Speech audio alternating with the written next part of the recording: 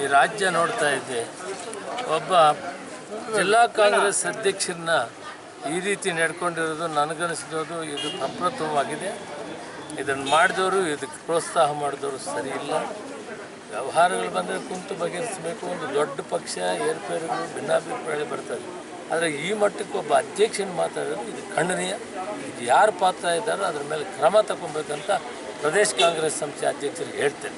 ಈಗ ರಾಜ್ಯ ಮಟ್ಟದಲ್ಲಿ ಇಡೀ ಈ ರಾಜ್ಯ ನೋಡ್ತಾ ಇದ್ದೆ, ಒಬ್ಬ ಜಿಲ್ಲಾ ಕಾಂಗ್ರೆಸ್ ಅಧ್ಯಕ್ಷರನ್ನ ಈ ರೀತಿ ನಡ್ಕೊಂಡಿರೋದು ನನಗನ್ನಿಸಿರೋದು ಇದು ಅಪ್ರತಿಮವಾಗಿದೆ. ಇದನ್ನು ಮಾಡಿದವರು, ಇದಕ್ಕೆ ಪ್ರೋತ್ಸಾಹ ಮಾಡಿದವರು ಸರಿ ಇಲ್ಲ. ವ್ಯವಹಾರಗಳು ಬಂದರೆ ಕುಂತು ಬಗೆಹರಿಸಬೇಕು. ಒಂದು ದೊಡ್ಡ ಪಕ್ಷ ಏರ್ಪೇರುಗಳು ಭಿನ್ನಾಭಿಪ್ರಾಯ ಬರ್ತದೆ. ಆದರೆ ಈ ಮಟ್ಟಕ್ಕೆ ಒಬ್ಬ ಅಧ್ಯಕ್ಷನ ಮಾತಾಡೋದು ಇದು ಖಂಡನೀಯ. ಇದು ಯಾರು ಪಾತ್ರ ಇದ್ದಾರೋ ಅದ್ರ ಮೇಲೆ ಕ್ರಮ ತಗೊಬೇಕಂತ ಪ್ರದೇಶ ಕಾಂಗ್ರೆಸ್ ಸಂಸ್ಥೆ ಅಧ್ಯಕ್ಷರಿಗೆ ಹೇಳ್ತೇನೆ. ಆಗಿತ್ತು ಚಿಕ್ಕ ವಿಷಯಗಳು ದೊಡ್ಡದು ಮಾಡ್ಕೊಂಬರ್ದಾಗಿತ್ತು. ಇದನ್ನು ಒಬ್ಬ ಅಧ್ಯಕ್ಷರನ್ನ ಮಾತಾಡಿರೋದು ಖಂಡನೀಯ.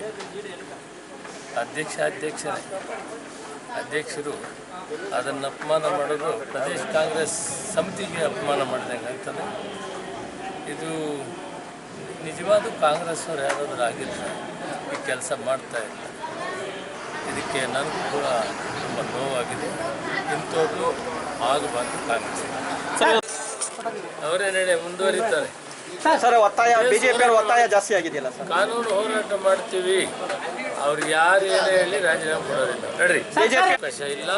ಈಗಾಗಲೇ ಅದಕ್ಕೆ ಕಮಿಟಿ ಅಪಾಯಿಂಟ್ ಮಾಡಿದ್ದೀವಿ. ಎಲ್ಲ ಇನ್ಸ್ಪೆಕ್ಷನ್ ಮಾಡ್ತಾ ಇದ್ವಿ. ಶೀಘ್ರವಾಗಿ ಅಂಥದ್ದೇನಾದರೂ ಕಂಡು ಬಂದರೆ ಕ್ರಮ ಜರುಗಿಸ್ತೀವಿ.